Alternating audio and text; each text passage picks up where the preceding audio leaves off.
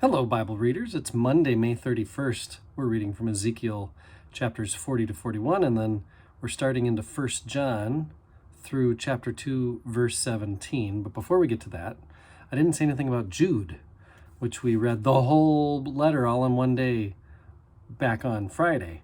So let me just say, nothing definite can be said about the author, origin, or date of Jude.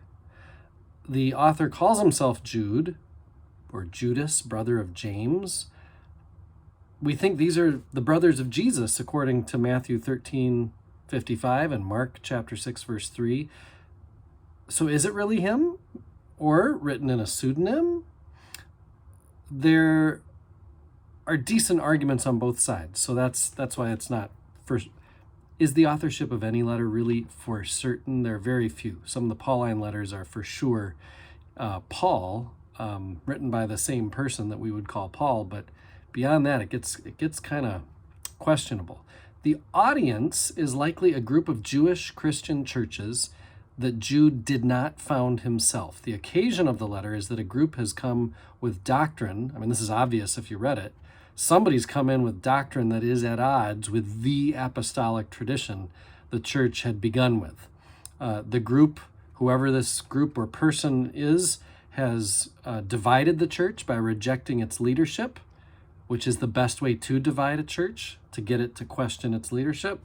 The doctrine of the false teachers is antinomian, which means anti-law, as though the gospel relieves a Christian of ethical responsibilities, and understanding that Jude would say perverts grace. This has been an ongoing problem since the beginning of Christianity. How much does the law, the Ten Commandments and all the other, how much does that have to do with following Christ, being a disciple?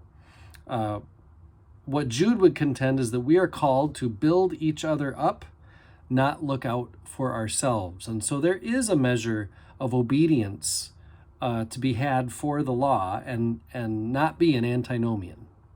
So that's Jude. 1 John, let me say a word about these. Well, there are 6 to 7, depending on who you ask, Catholic or general epistles. Catholic little c, by the way, they're not Roman Catholic. That's a proper name, of course, Roman Catholic. These letters are meant for the Church Universal, the Church everywhere, otherwise said the Church Catholic, because the word Catholic little c, when it's not a proper name, simply means universal or worldwide or everywhere. 3 of the 6 or 7 Catholic little c letters are 1 John, 2 John, 3 John. We don't know, again, much about authorship, only that he calls himself the elder. And we think that the same elder wrote all 3 letters. Some scholars think it's the same John, attributed with the 4th gospel, but most scholars would agree these letters come from a Johannine tradition, a community who shared their core beliefs in John's way of talking about God.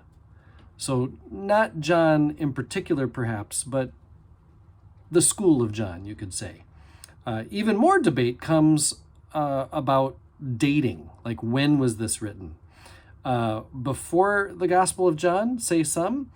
After the Gospel of John, say others. The best guess that most scholars would agree on is that it's written after the Gospel of John, around the turn of the 1st century AD, so around 100. Probably, not for sure, but probably in the order we have them. 1 John, 2 John, 3 John. But it's possible we're wrong, which could change our understanding of them a little bit. I'll get into more details on what 1 John means tomorrow.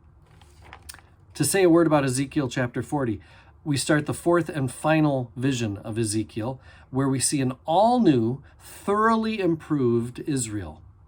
So the rest of Ezekiel, we're gonna hear about this vision of a perfectly ordered Israelite society, living in a perfectly ordered homeland, under the leadership of a perfectly ordered priesthood, who are serving in a perfectly ordered temple complex. it is a dream. I am one with my God. My God is with us, all of us, at all times and in all places.